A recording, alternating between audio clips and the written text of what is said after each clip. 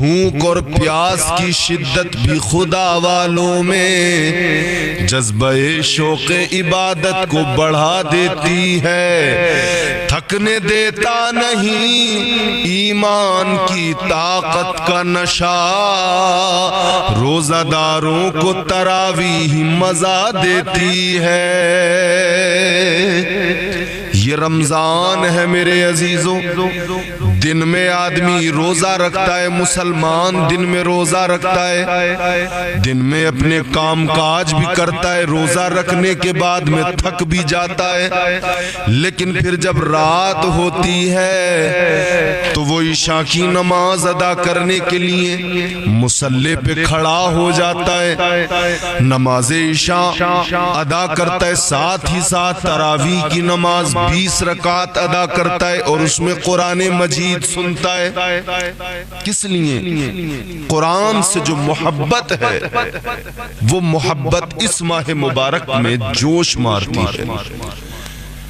رمضان المبارک کے اندر بندہ روزے کی حالت میں دن بھر تھک ہارنے کے بعد میں روزہ رکھ کر بظاہر انسان کی طبیعت پر تکلیف دہ بھی ہوتا ہے, نفس پر یہ گراں بھی گزرتا ہے, لیکن وہ تلاوت قرآن سننے کے لیے رات کو مصلی بچھا کر امام کے پیچھے مسجد میں صف میں کھڑا ہو جاتا ہے اور قرآن کی تلاوت سنتا ہے. پھر وہ جو قرآن پڑھا جاتا ہے وہ اس قرآن کو سنتا ہے اور اتنا مسرور ہو جاتا ہے کہ بھول جاتا ہے کہ میں تھکا ہوا ہوں. اور عام دنوں کی بنسبت اس ماہ مبارک میں قرآن کی تلاوتوں کا ذوق ظاہر ہے ہمارے یہاں عوام میں, خواص میں, سبھی کے اندر زیادہ بیدار ہو جاتا ہے. قرآن مجید کی تلاوت ہوتی ہے, اللہ تعالیٰ کا قرآن پڑھا جاتا ہے, گھر گھر میں قرآن کی تلاوت ہوتی ہے, یقیناً ہونی چاہیے. رمضان میں بھی, غیر رمضان بھی, لیکن چونکہ رمضان میں عبادتوں کا ثواب بڑھا دیا جاتا ہے تو رمضان میں مزید ہر عمل میں بندے کو چاہیے کہ وہ زیادتی لائے اور کثرت سے عمل کرے.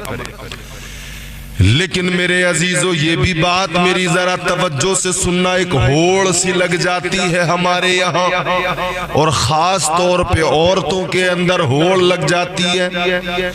قرآن مجید کی تلاوت تو کرتی ہیں مگر ایک ہوڑ لگتی ہے, ایک دوسرے پر سبقت والا ماحول بنتا ہے. کہتی ہے تم نے کتنے پڑھ لیے؟ میں نے تو 15 دن نہیں ہوئے. کہتی ہے میں نے 4 پڑھ لیے, 3 پڑھ لیے, 5 پڑھ لیے. ایک دوسرے کو فون کر کر کے بتاتی ہیں آپ نے کتنے پڑھ لیے؟ میں نے تو 4 قرآن مکمل کر لی. اچھی بات ہے, زیادہ سے زیادہ پڑھیں, قرآن کی تلاوت کریں, مگر اتنا یاد رہے یہ ہوڑ لگا کر جلد بازی میں کہیں ایسا نہ ہو کہ تلاوت کا لطف ہی جاتا رہے اور قرآن پڑھنے کا ثواب ہی جاتا رہے. یہ خیال رہے. قرآن کو ذرا سلیقے سے تلاوت کرنا, سلیقے سے پڑھنا, قاعدے سے پڑھنا, سکون سے پڑھنا. 4 مرتبہ ماہ رمضان المبارک میں اگر آپ قرآن مجید کی تلاوت مکمل نہیں کر سکتے, 4 قرآن ختم نہیں کر سکتے, 1 کرو مگر قاعدے کے ساتھ, باقاعدگی سے, سلیقے سے پڑھو. یہ نہیں کہ بس رے رے ری ری رے رے ری ری کر کے آپ نے جو ہے اور بس الٹی سیدھے ہجے کر کے. عجیب ہمارے خواتین کا قرآن پڑھنے کا انداز ہوتا ہے, یاسین کو یاشین کہہ دیتی ہیں اور بڑے لہرا لہرا کے پڑھتی ہیں. یاشین والقرآن الحکیم انک الامین المرسل. اللہ معاف فرمائے, جانے کتنا بگاڑ بگاڑ کے پڑھتی ہیں, مگر ہوڑ لگی ہوئی ہے ہم نے 4 پڑھنے ہیں, ہم نے 5 پڑھنے ہیں. اور خدا کے لیے یاد رہے اگر یہ آپ بگاڑ بگاڑ کر قرآن مجید کی تلاوت کریں گی تو یہ معنی بدل جائیں گے، اور بات صرف آپ نے تو قرآن ثواب کے لیے پڑھا، لیکن یہاں پر بجائے ثواب کے عذاب ملنا شروع ہو جائے گا۔ پروردگار کے کلام کو اگر بگاڑ کر پڑھنے کی کوشش کی، رب ناراض ہو جائے گا۔ اور کئی بار معنی بدلتے ہیں تو کفر کے راستے کھل جاتے ہیں، کئی بار کفر تک بات پہنچ جاتی ہے۔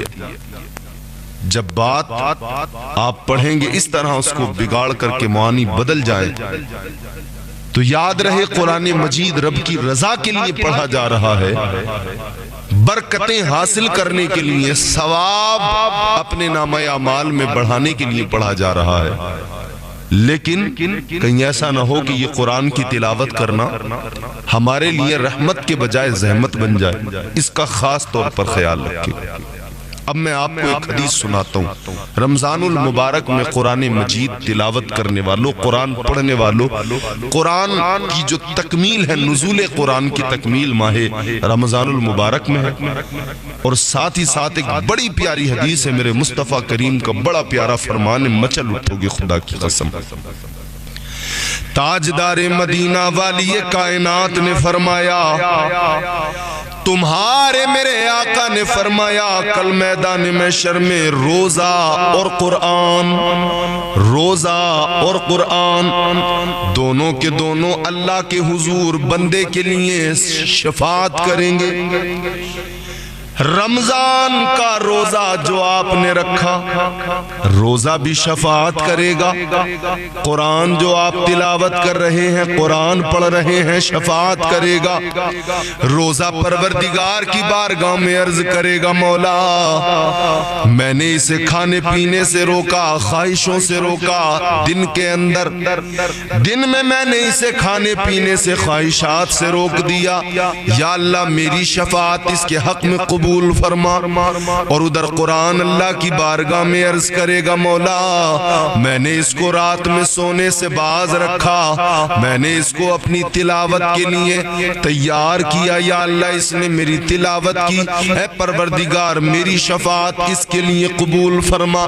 خدا کی قسم ادھر روزہ اللہ کی بارگاہ میں عرض کرے گا، ادھر قرآن عرض کرے گا، فرمایا میرے آقا نے اللہ تعالیٰ دونوں کی شفاعت قبول فرمائے گا۔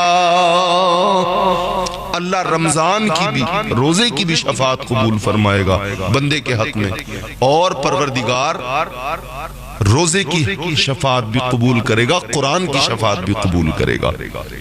تو قرآن کی تلاوت کریں زیادہ سے زیادہ، اللہ تعالیٰ کے حضور یہ قرآن کہے گا، مالک میری شفاعت اس کے حق میں قبول فرما، اور رب قبول فرمائے گا۔ تو قرآن شفاعت کرے گا، روزہ شفاعت کرے گا۔ قرآن پڑھیں مگر اتنا خیال رہے کہ قرآن پڑھتے ہوئے ایسا نہ ہو کہ آپ معنی تبدیل کر دیں۔ اگر نہیں پڑھنا آتا ہے تو سیکھیں، قرآن پڑھنا سیکھیں۔ اللہ تعالیٰ نے قرآن مجید میں واضح اعلان فرمایا، وَرَتِّلِ الْقُرْآنَ تَرْتِيلًا، قرآن کو باقاعدگی سے پڑھا جائے۔ یہ کوئی دنیا دار کا کلام نہیں ہے جناب، یہ اللہ کا کلام ہے، یہ پروردگار کا کلام ہے۔ تو یاد رہے کہ روزہ اور تلاوت قرآن کسی حال میں نہ چھوڑیں، اور اللہ تعالیٰ کی ذات پر یقین رکھیں کہ کل بروز قیامت اللہ روزہ اور قرآن کی شفاعت کو ہمارے حق میں قبول فرمائے گا، اور ان کی سفارش کو قبول فرما کر اللہ ہم کو جنت کا حقدار بنا دے گا۔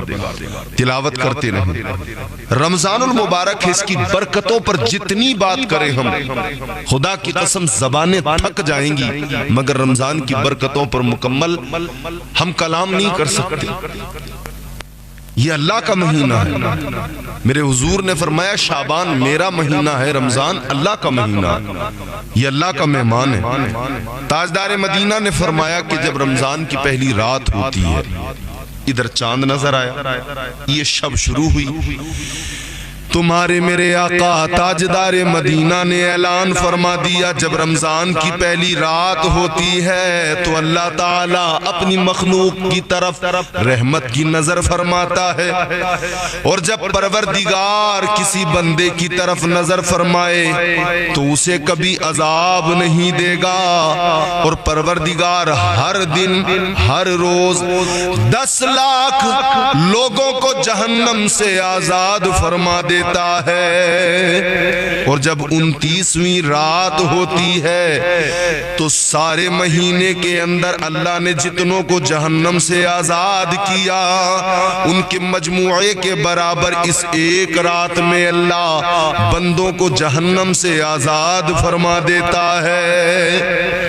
اور پھر جب عید الفطر کی رات آتی ہے تو فرمایا ملائکہ خوشی کرتے ہیں، اللہ کے فرشتے خوش ہوتے ہیں، اللہ تعالی اپنے نور کی خاص تجلی فرماتا ہے اور فرشتوں سے فرماتا ہے اے فرشتوں اس مزدور کا کیا بدلہ جس نے کام پورا کیا؟ فرشتے عرض کریں گے اے مولا اس کو پورا اجر دیا جائے۔ اللہ تعالی فرمائے گا میں تمہیں گواہ بناتا ہوں کہ میں نے ان سب کو بخش دیا ہے، ان کی گناہوں کو معاف فرما دیا ہے۔ یہ رمضان کی برکتیں ہیں، یہ ماہ سیام کی برکتیں ہیں۔ تاجدار مدینہ والی کائنات مصطفیٰ کریم نے فرمایا جس نے مکے میں رمضان پایا اور روزہ رکھا اور رات میں جتنا ہو سکا قیام کیا، نوافل پڑھے، ہائے کتنے خوش نصیب ہیں وہ لوگ جو مکہ شریف اللہ کے گھر بیت اللہ کے ارد گرد بیٹھ کر وہاں پر روزوں کا لطف لے رہے ہیں، قرآن کی تلاوتیں کر رہے ہیں، سجدے کر رہے ہیں، کعبے کا طواف کر رہے ہیں، اپنے رب کو منا رہے ہیں۔ کتنے خوش نصیب ہیں وہ لوگ جنہیں مدینہ پاک میں حضور کے روزے کی حاضری نصیب ہو رہی ہے، حضور کی بارگاہ میں وہ افطار کر رہے ہیں۔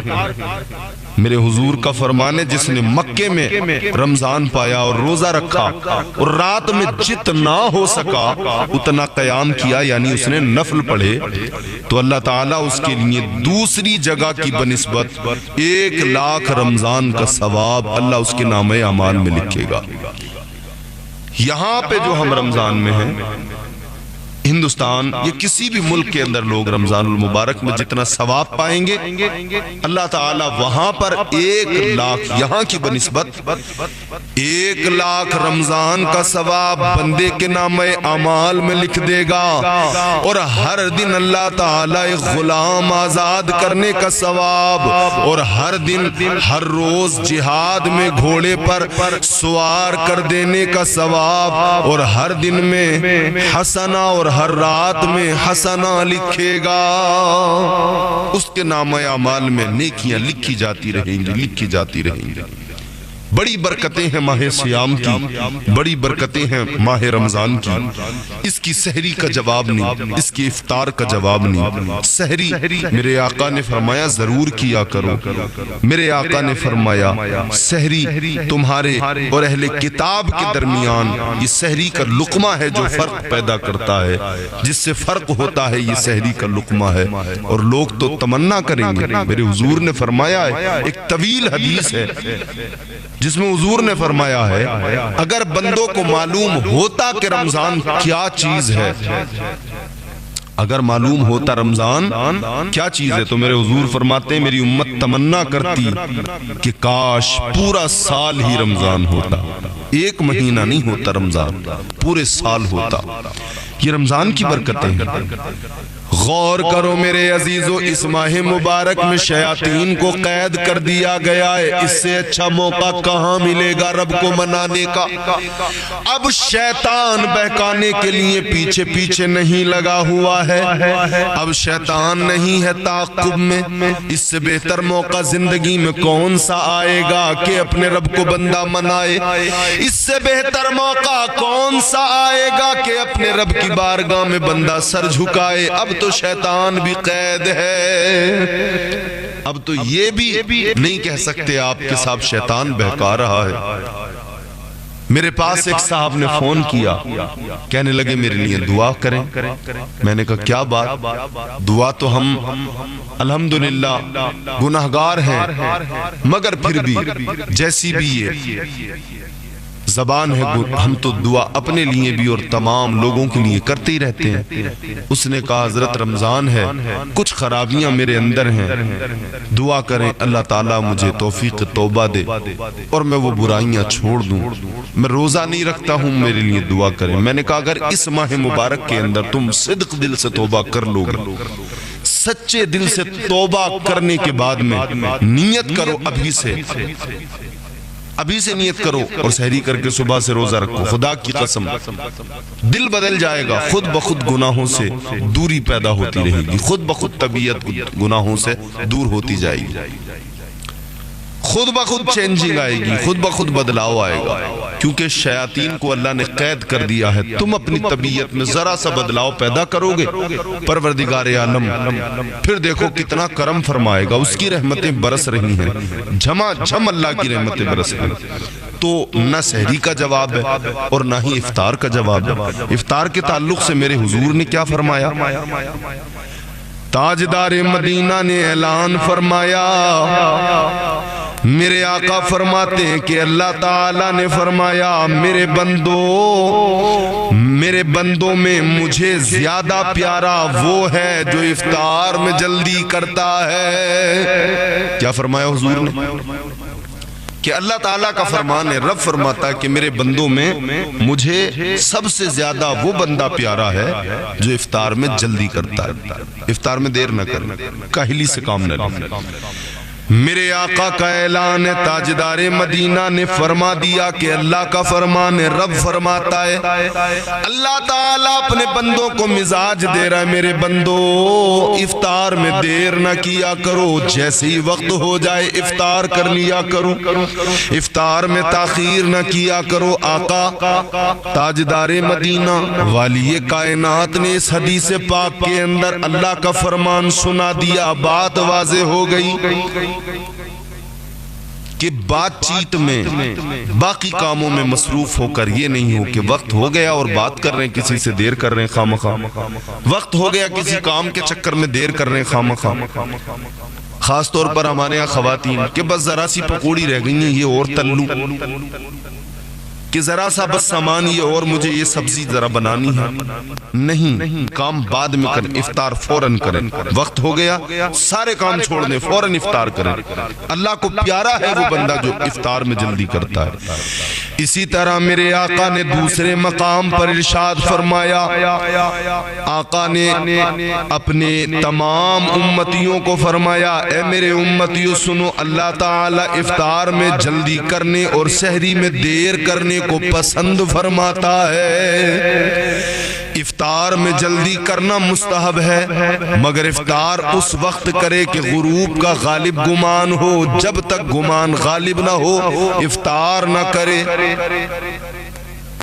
مؤذن اذان کہہ رہا ہے، اس پر ہی ڈیپینڈ ہو کر نہ رہے، اذان پڑے گا ہم کر لیں گے، ہو سکتا ہے اس سے غلطی ہو جائے، خود بھی ذرا وقت دیکھا کریں گھڑی میں، خود بھی ذرا اس بات کی تھوڑی فکر کیا کریں کہ وقت سے پہلے افطار نہ ہو جائے اور وقت ہونے کے بعد میں تاخیر نہ ہو، اس کا خاص خیال رکھنا چاہیے۔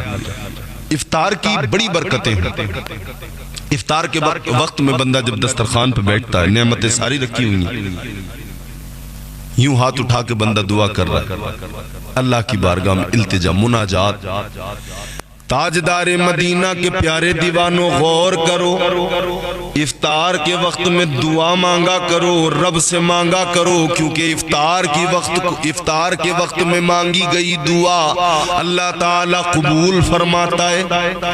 افطار کے وقت میں بندہ اللہ کی بارگاہ میں ہاتھ اٹھا کے دعا کرتا ہے، اللہ تعالیٰ اس کی دعا کو قبول فرماتا ہے۔ اور جو روزہ رکھے اور روزہ دار کو کسی کو افطار کرائے تو اس کو بھی اتنا ہی ثواب ملتا ہے جتنا روزہ رکھنے والے کو ثواب ملتا ہے۔ افطار کرانے پر بھی بڑا ثواب ہے، اللہ توفیق دے تو ضرور افطار کرائے۔ اور یاد رہے روزہ کن چیزوں سے افطار کریں، حضور کا یہ بھی ذرا واضح اعلان سن لیجئے۔ تاجدار مدینہ والی کائنات نے فرمایا جب تم میں کوئی روزہ افطار کرے تو کھجور یا چھہارے سے افطار کرے کہ وہ برکت ہے، اور اگر نہ ملے تو وہ پانی سے کرے کہ وہ پاک کرنے والا ہے۔ اور حضور طریقہ تھا، حضور تازہ کھجور سے افطار کرتے تھے، تازہ کھجور سے میرے مصطفیٰ افطار فرمایا کرتے تھے۔ 2 ہجری میں رمضان کے روزے فرض ہوئے ہیں، 9 سال میرے حضور نے رمضان پائے، ظاہری زندگی میں 9 رمضان میرے حضور کو ظاہری زندگی میں ملے۔ حضور نے جو افطار کیا ہے طریقہ حضور کا یہی رہا ہے کہ میرے حضور تازہ کھجور سے، اگر وہ نہیں ہے تو خشک کھجور سے جسے ہم چھہارا کہتے ہیں، اگر تازہ کھجور نہیں ہے تو حضور خشک کھجور سے، چھہارا جس کو بولا جاتا ہے، اس سے افطار فرمایا کرتے تھے۔ تو کھجور سے الغرض کہنے کا مقصد یہ ہے کہ کھجور سے افطار کریں، بسم اللہ پڑھ کر جو دعا کھانے کی ہے، یہ بھی میں عرض کر دوں کہ جب افطار کیا کریں تو جو دعا افطار کی ہے، اللہم لک صمت وبک آمنت وعلیک توکلت وعلی رزقک افطرت فتقبل منی، یہ جو دعا ہے یہ پہلے نہیں پڑھی جاتی، اس کو بعد میں پڑھنا ہے۔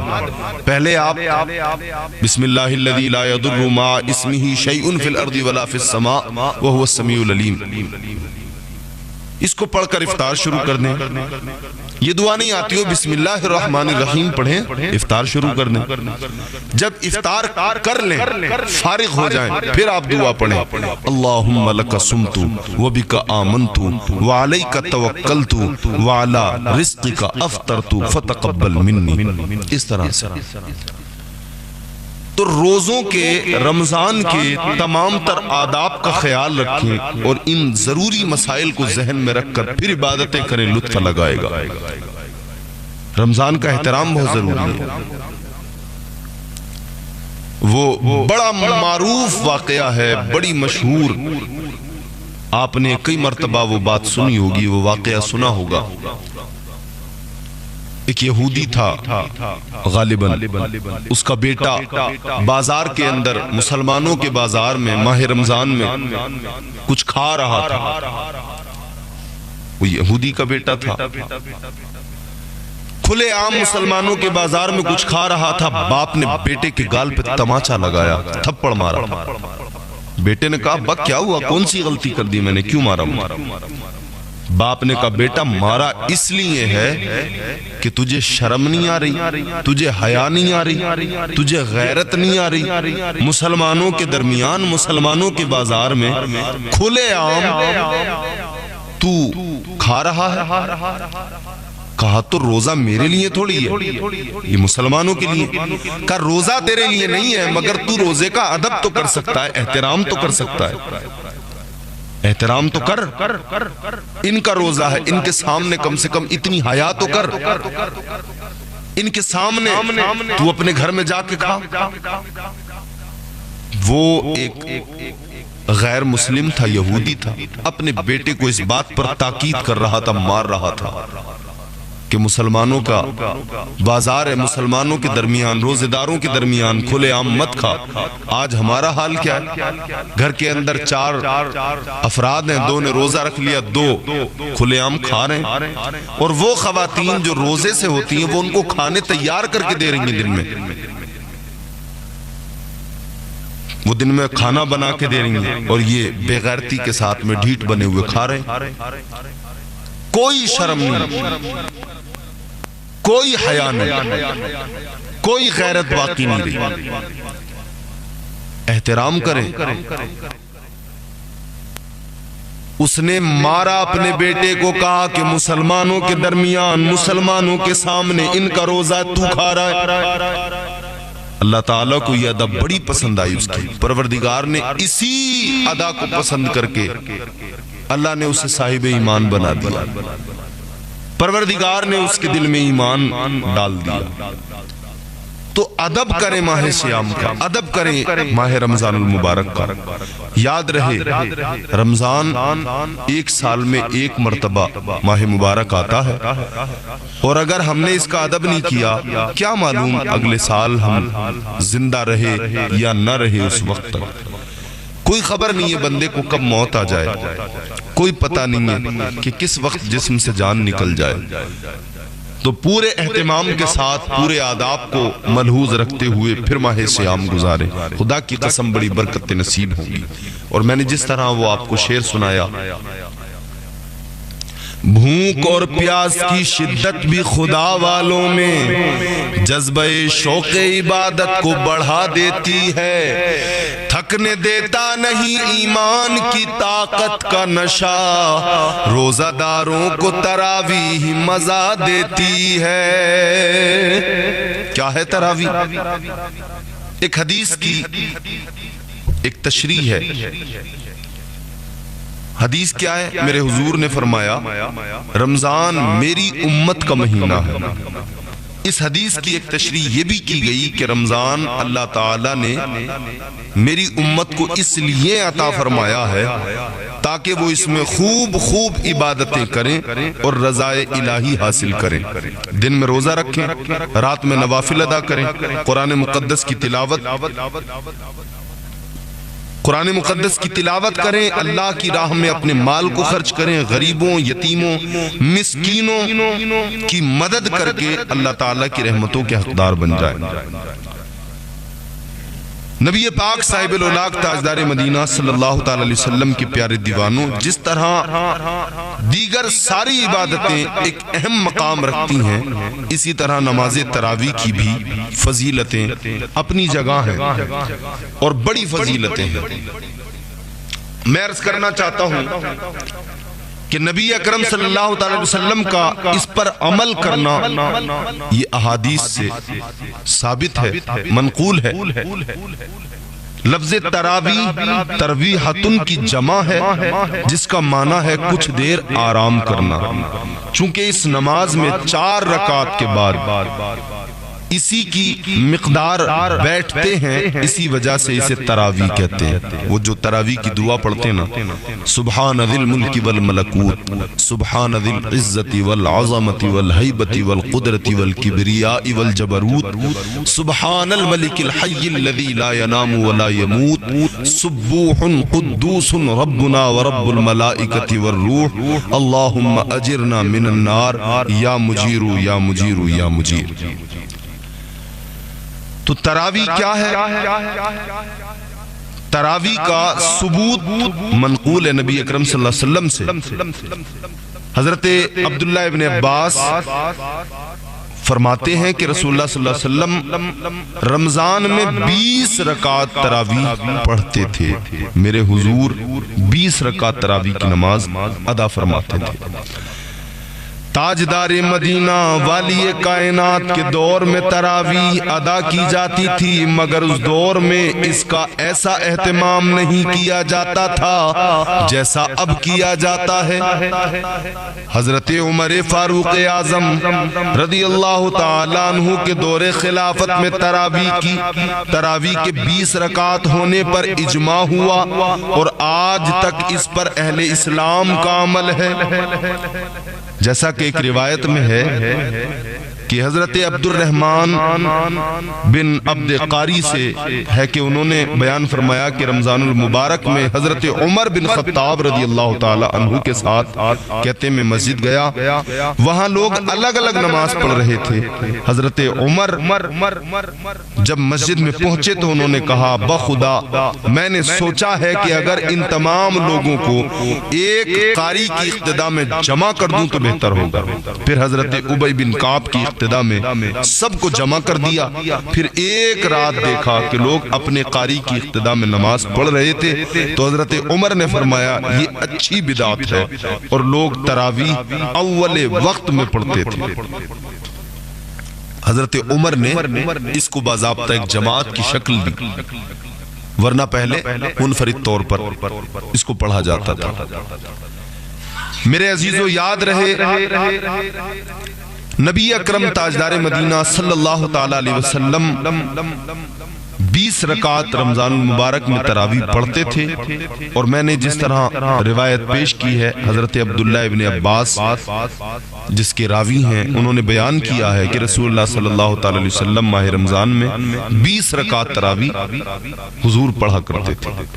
تو تراویح کی بڑی برکتیں اور بڑی فضیلتیں ہیں۔ مزید اس پر انشاءاللہ کسی ایک ویڈیو میں، کسی ایک بیان میں مکمل ہم گفتگو کریں گے، تراویح کی فضیلتوں پہ بات کریں گے، تراویح کے تعلق سے مسائل بھی آپ کے گوش گزار کریں گے۔ اللہ تعالی ہمیں ماہ سیام کی برکتوں، رفعتوں، فضیلتوں سے مستفیض و مستعین فرمائے، اور پروردگار ہم سب کو خوب روزے رکھنے، خوب عبادتیں کرنے کی توفیق عطا فرمائے۔ اور ہم دعا گو ہیں دنیا کے تمام مسلمانوں کے لیے، خاص طور پر فلسطین کے مسلمانوں کے لیے، اللہ تعالیٰ ان کو غیبی مدد عطا فرمائے، اور ان کا یہ رمضان ان کے لیے پروردگار خیر و عافیت کا سامان بنائے۔ ہم سب کے لیے اللہ تعالیٰ دنیا میں بھی اور آخرت میں بھی اس ماہ سیام کو خیر و عافیت کا ذریعہ اور بخشش کا ذریعہ بنائے۔